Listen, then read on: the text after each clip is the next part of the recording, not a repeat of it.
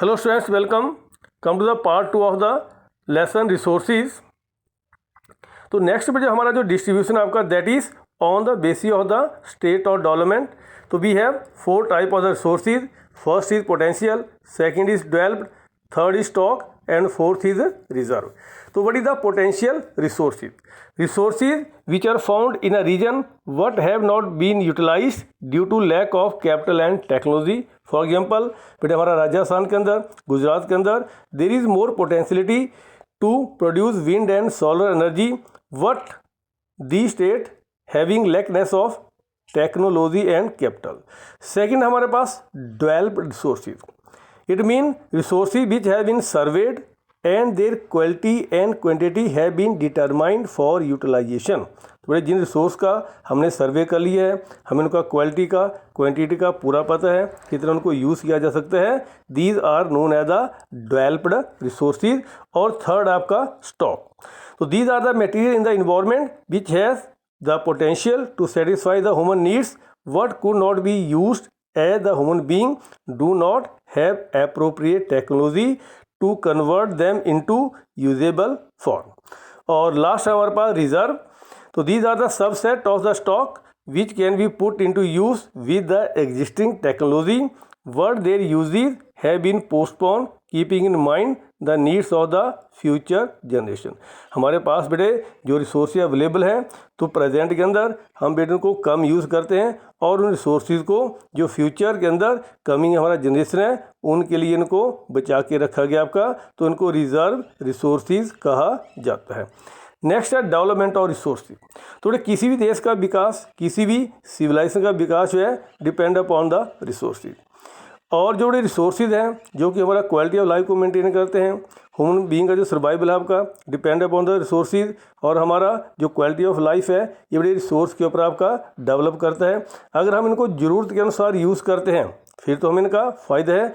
और जब इनका बेटा हम ओवर यूटिलाइजेशन करते हैं तो हमें कई समस्याओं का सामना करना पड़ता है. तो first is depletion of resources.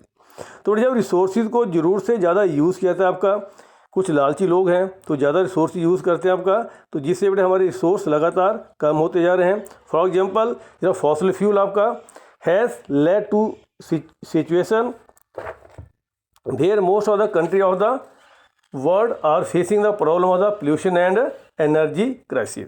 और सेकंड आपका कंसंट्रेशन ऑफ रिसोर्सेज. तो बेटे this has divided society into have and have not, mean rich and poor.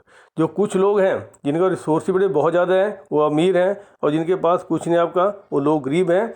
और तीसरा आपका ग्लोबल इकोलॉजिकल क्राइसिस. तो बड़े over utilization of resources has led to global ecological crisis such as global warming, depletion of ozone layer, pollution and land degradation. अगर हम अपने flood के बड़े कंट्रोल नहीं करते हैं, डिफॉरेस्टेशन करते हैं, तो हमारे पास जो समस्या आपका लगातार लैंड डिग्रेडेशन का इंक्रीज़ कर रहे हैं. हम ज़्यादा फॉसिल फ्यूल यूज़ करते हैं टू जनरेट एनर्जी, तो ग्लोबल वार्मिंग का समस्या में फेस करना पड़ता है. तो इस तरह बेटा हमारा जो ये ग्लोबल इशू हैं ये डे बाय डे इंक्रीज़ हो रहे हैं और इन सब का कारण आपका over utilization of the resources.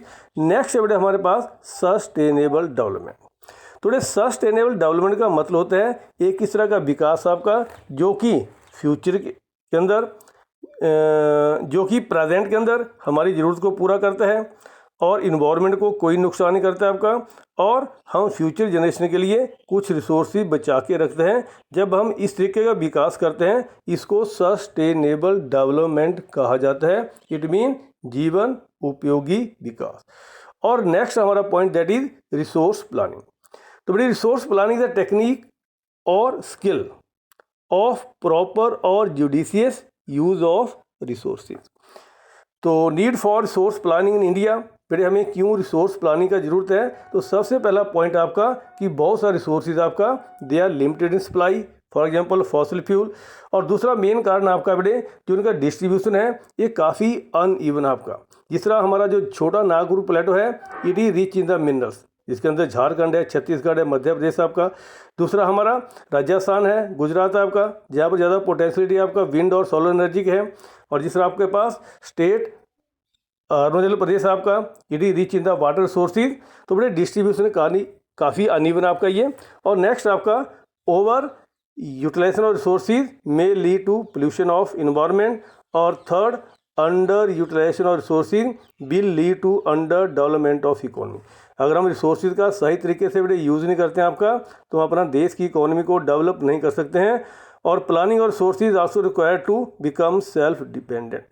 अगर हम प्रॉपर वे से प्लानिंग करते हैं आपका बेटे, तो हम अपना सेल्फ डिपेंडेंट नहीं बन सकते हैं। मिस यूज करते हैं आपका, तो फ्यूचर के अंदर हमें ये समस्या फेस करना पड़ता है ये। तो it is the need for resource planning in India.